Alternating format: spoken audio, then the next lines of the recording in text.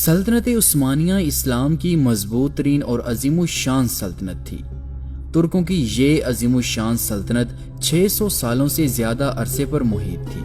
اس کی سرحدیں Europe, Asia اور افریقہ تک پھیلی ہوئی تھیں۔ یہ خانہ بدوش ایشیا مائنر سے اٹھے اور بہت جلد انہوں نے ایک عظیم سلطنت کی بنیاد ڈالی۔ سلطنت عثمانیہ کی آج کی اس ویڈیو میں ہم اس سلطنت کے پہلے 100 سالوں کے حالات بیان کریں گے۔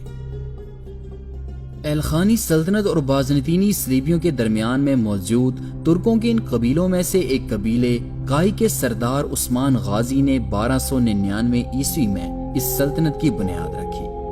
عثمان غازی ارطغرل غازی کے بیٹے اور سلیمان شاہ کے پوتے تھے۔ عثمان غازی اور ان کے غازی مجاہدوں نے بازنطینی صلیبیوں کے خلاف جہاد جاری رکھا۔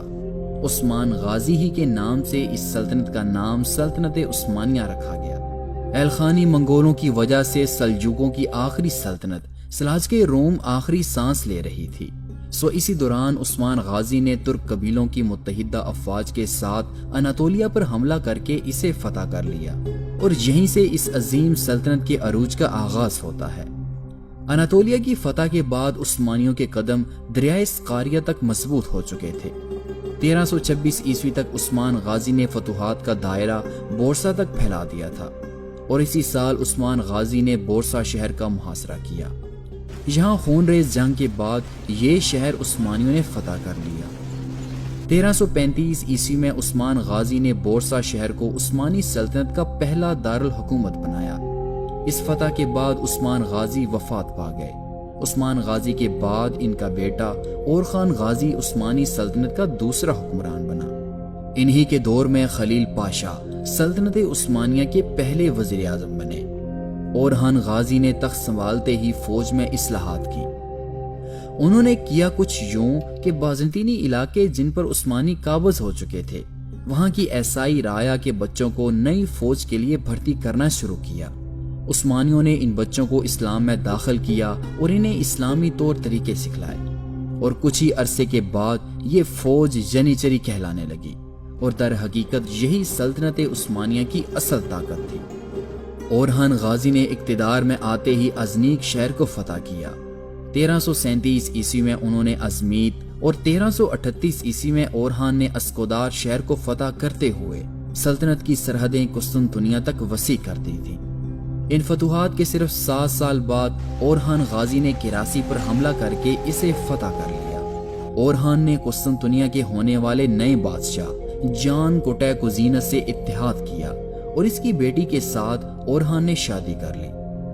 اس شادی کے بعد اورحان کو تھریس کے علاقوں کو فتح کرنے کی اجازت بازنطینی بادشاہ یعنی کہ اورحان کے سسر نے اسے دے دی۔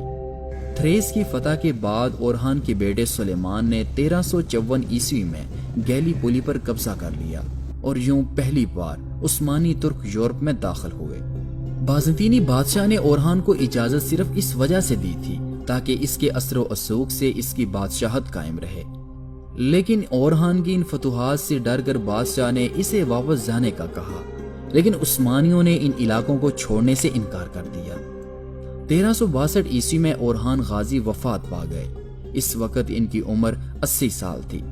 اورحان کا بیٹا سلیمان چند سال پہلے شکار کے دوران مارا گیا تھا۔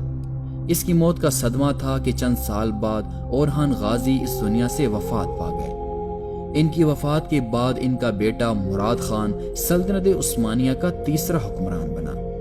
سلطان مراد نے اپنی باپ کی طرح فتوحات کا سلسلہ جاری رکھا، اور کچھ ہی عرصے کے بعد سلطان مراد نے بازنطینی شہر ادرنا فتح کر لیا۔ اس فتح کے بعد سلطان مراد نے اسے سلطنت کا نیا دارالحکومت بنایا۔ ادرنا کی فتح کے بعد سلطان نے بلقان کی ریاستوں پر حملے کر کے انہیں فتح کیا۔ 1382 عیسوی میں سلطان مراد نے بلغاریہ کی طرف رخ کیا۔ سلطان نے بلغاریہ کے بادشاہ ایوان کو ہتھیار ڈالنے کی پیشکش کی، اور انہوں نے بلغاریہ کے 3 اہم شہر فتح کیے۔ 1399 عیسوی میں سلطان مراد نے کوسوو کی جنگ میں سربیا کی فوج کو عبرتناک شکست دیتے ہوئے سربیا کو فتح کر لیا۔ سلطان مراد کی وفات کے بعد ان کا بیٹا بایزید یلدرم تخت نشین ہوا۔ سلطان بایزید نے تخت نشین ہونے کے بعد یورپ کی بجائے اپنے پڑوس میں کرمانیوں کے خلاف جنگ کرنا زیادہ مناسب سمجھا۔ کرمانیوں نے بھی سلجوقوں کے زوال کے بعد خود مختار ریاست کی بنیاد رکھی تھی اور سلطان مراد نے ان کے ساتھ جنگ کی بجائے صلح کر لی تھی۔ سلطان بایزید نے کرمانیوں سے صلح کر کے انہیں سلطنت میں شامل کر لیا۔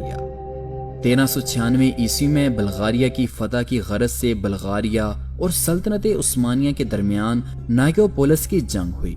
اس جنگ میں عثمانی فوج نے بلغاریہ کی فوج، جس میں جرمنی، فرانس اور ہنگری کے دستے شامل تھے، انہیں ذلت آمیز شکست سے دوچار کیا اور جنگ میں فتح کے بعد بلغاریہ پر عثمانی فوج کا قبضہ ہو گیا۔